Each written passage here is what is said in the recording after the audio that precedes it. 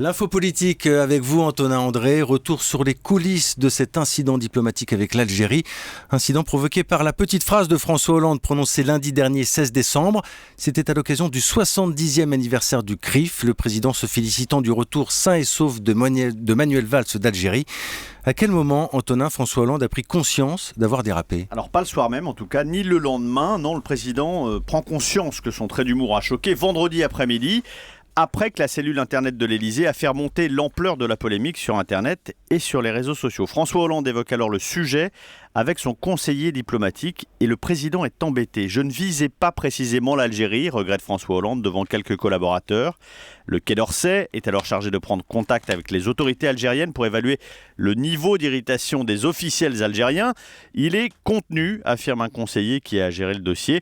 Mais ce qu'on comprend en discutant avec les uns et les autres, c'est que l'Élysée et le pouvoir algérien sont inquiets de l'embrasement d'une partie de l'opinion publique algérienne, toujours très sensible dès qu'il s'agit des mots employés par la France. Il y a encore beaucoup de gens qui ne nous aiment pas en Algérie, décrypte un diplomate. Le président décide finalement de publier un communiqué dans lequel il exprime ses sincères regrets.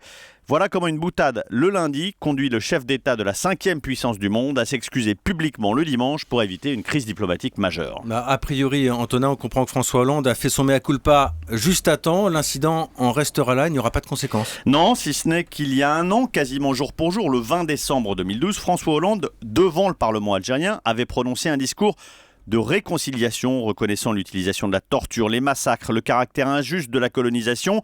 En une boutade, il en gâche les effets auprès de l'opinion algérienne. Ajoutons à cela les critiques de la droite, un dérapage verbal indigne d'un président, jusqu'à la nausée exprimée par Jean-Luc Mélenchon. Il ne reste rien du discours historique de François Hollande à Alger. Alors en même temps, Antonin André, François Hollande est connu, reconnu même pour son sens de l'humour. On dit que c'est son style, sa personnalité. C'est incompatible ça avec la fonction de chef de l'État ? Dans le cas de François Hollande, ce qui est un récidiviste, c'est une prise de risque pas toujours contrôlée. Exemple, difficile de rire du pape avec les plus fervents de nos compatriotes.